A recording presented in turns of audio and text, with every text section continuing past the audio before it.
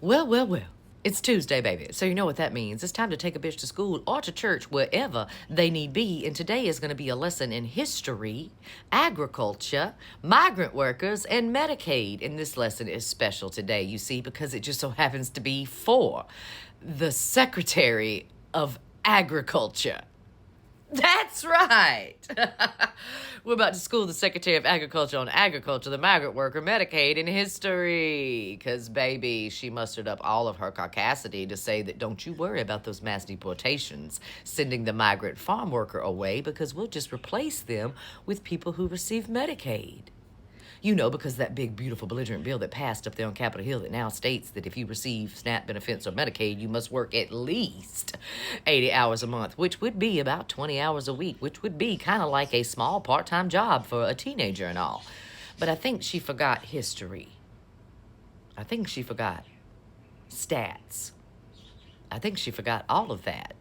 You see, 40% of the people who receive Medicaid here in the U.S. of A. just so happen to be infants and children. So I don't think the babies are going to be crawling through the dirt to get your berries. And when it comes to the children part, we've done this before. Yes, we have. Let's take a trip down memory lane back to wartime.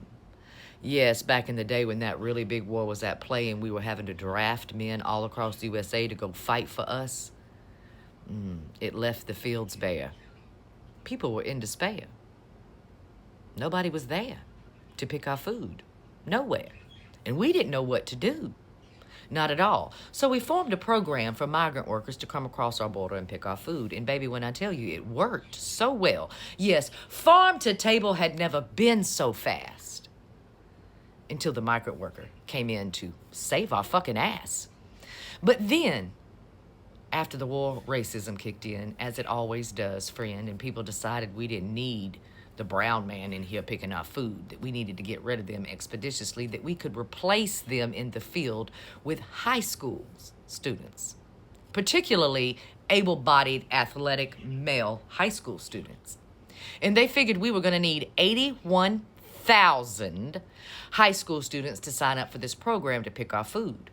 The only problem was only 3,000 boys signed up for the program. Just 3,000.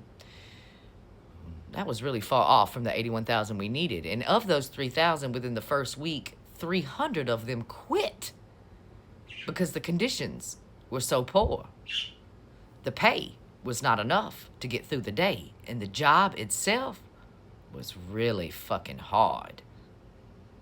Within a month or two, those that were left, the 2,700 of them, quit. And so what did we have to do?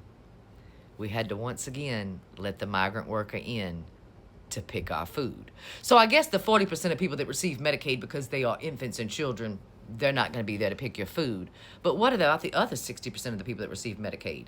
Well, of that other 60% of the people that receive Medicaid, 20% of them are deaf, blind, and completely disabled. So there's that. I don't think Helen Keller is going to be out there picking the fucking food today. But either way, that still leaves another percentage at play.